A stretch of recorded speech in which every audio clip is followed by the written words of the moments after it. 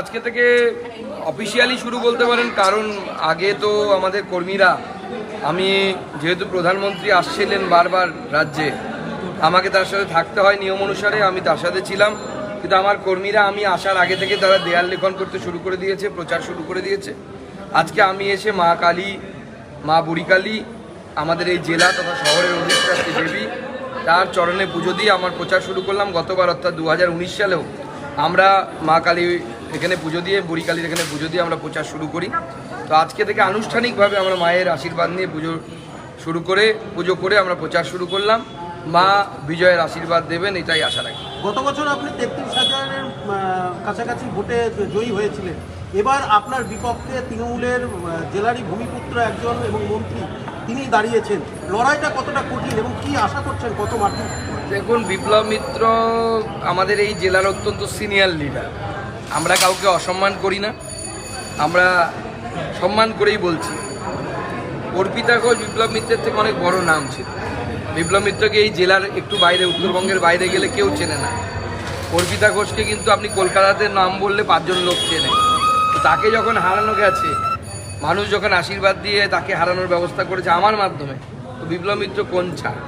আর উনি এই এতদিনের রাজনীতিবিদ। আমি আপনাদেরকে জিজ্ঞেস করছি যে এই জেলার জন্য বিপ্লব মিত্র কী করেছেন, এটা বলে দেখেন। এই জিনিসটা বিপ্লব মিত্র করেছে, তার আগে এই জেলায় ছিল না। আজকে বিধানসভা করার পর বিপ্লব মিত্র জেলায় ফিরবেন, সুকান্ত মজুমদারের চালু করে দেওয়া ট্রেনে ফিরবেন, খোঁজ নিন ভালো করে। দিনাজপুরে অধিষ্ঠাত্রী দেবী মা বুড়িমা, সেই মায়ের কাছে কি প্রার্থনা করবেন?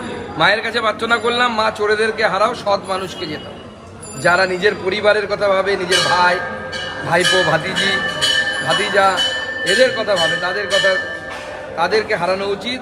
আর মানুষের কথা যারা ভাবে, 5 বছর আমি সাংসদ থেকেছি, মানুষের কাছে বুক ঠুকে বলতে পারি, কাজ তো আমরা যা করেছি তার হিসেব তো দেবো, সে তো মানুষ মুখে মুখে বলছে। কিন্তু সুকান্ত মজুমদার নিজের পরিবারের জন্য, নিজের ভাই, ভাতিজা বা নিজের কোনো পার্টির লোকের জন্য আমরা কিছু করি না। আমরা জনগণের জন্য করি, সাধারণ মানুষের জন্য করি।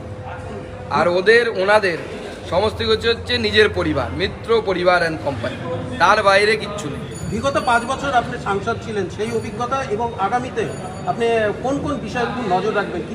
দেখুন, এক তো এই জেলার অসম্পূর্ণ, এবং এই লোকসভা, শুধু এই জেলা না, এই লোকসভার অসম্পূর্ণ যে রেলওয়ের কাজগুলো আছে সেগুলোকে সম্পূর্ণ করা।